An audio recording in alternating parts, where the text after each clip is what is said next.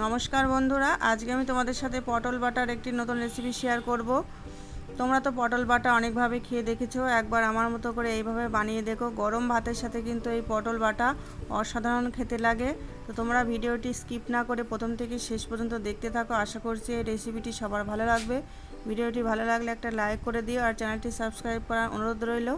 তো চলো, এখানে দেখো আমি 4টে পটল নিয়েছি। পটলগুলোকে ভালো করে ধুয়ে নিয়েছি। এবার একটা ছুরির সাহায্যে পটলের যে গায়ে পাতলা খোসাগুলো থাকে, খোসাগুলোকে আমি ছাড়িয়ে নেব। প্রত্যেকটা পটলকে কিন্তু এইভাবে আমি খোসা ছাড়িয়ে নিচ্ছি।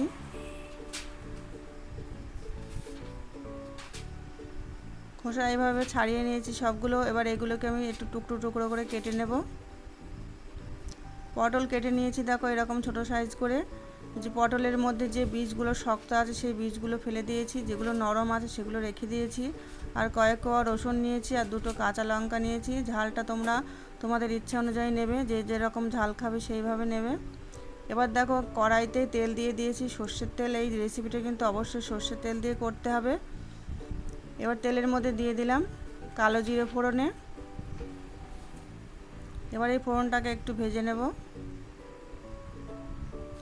এবার কেটে রাখা পটলগুলো দিয়ে দিচ্ছি, রসুন লঙ্কাটাও দিয়ে দেব।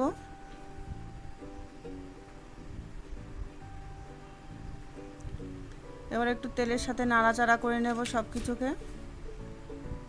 এবার একটু হলুদ দিয়ে দিলাম, একটু লবণ দিয়ে দিলাম। এবার পটলটাকে একটু ভেজে নেব। খুব একটা বেশি সময় লাগবে না এই পটলটা ভাজতে, আর খুব বেশি ভাজারও দরকার নেই। একটু পটলটা নরম হয়ে আসলে আর রসুনগুলো একটু ভাজা ভাজা হয়ে আসলে নামিয়ে নিতে হবে। তো দেখতেই পাচ্ছ পটলগুলো নরম হয়ে গেছে, ভাজা হয়ে গেছে, রসুনগুলো একটু ভাজা হয়ে গেছে। এবার নামিয়ে নেব।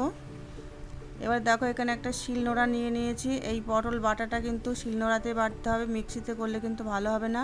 আর এই রকম গরম অবস্থাতেই কিন্তু বাটতে হবে। এবার আমি একটু লবণ দিয়ে দিচ্ছি, আগে লবণ দেওয়া ছিল, এবার সেই লবণটা কিন্তু বুঝে দিতে হবে সেই অনুযায়ী। এবার পটলটাকে আমি বেটে নেব। আর এই পটল কিন্তু আমি দুবার বাটবো, প্রথমে একবার বেটে নেব, তারপরে আবার একবার বেটে নেব। দেখো একবার বাটা হয়ে গেছে, আবার আমি বেটে নিচ্ছি। আর এই পটলটা বেটে নিলেই কিন্তু হবে না, তারপরেও কিন্তু অনেক কাজ আছে। তোমরা কিন্তু স্কিপ করবে না, ভিডিওটা প্রথম থেকে শেষ পর্যন্ত দেখতে থাকবে। এবার দেখো পটলটা বাটা হয়ে গেছে। এবার একটা প্লেটে তুলে নিচ্ছি।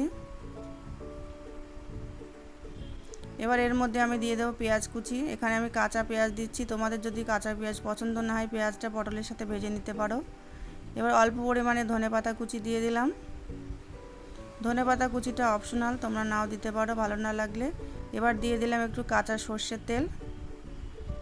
এবার এই পটল বাটাকে ভালো করে কিন্তু মেখে নিতে হবে, আর হাত দিয়েই মাখতে হবে, চামচ দিয়ে মাখলে কিন্তু সেরকম টেস্ট আসবে না।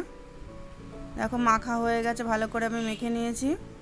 তো তোমরাও এইভাবে একবার বাড়িতে পটল বাটা বানিয়ে দেখো, আশা করছি সবার ভালো লাগবে। আর আমার এই রেসিপিটি কেমন লাগলো অবশ্যই কমেন্ট করে জানাবে। আর এই রেসিপিটি দেখার জন্য সবাইকে অসংখ্য অসংখ্য ধন্যবাদ।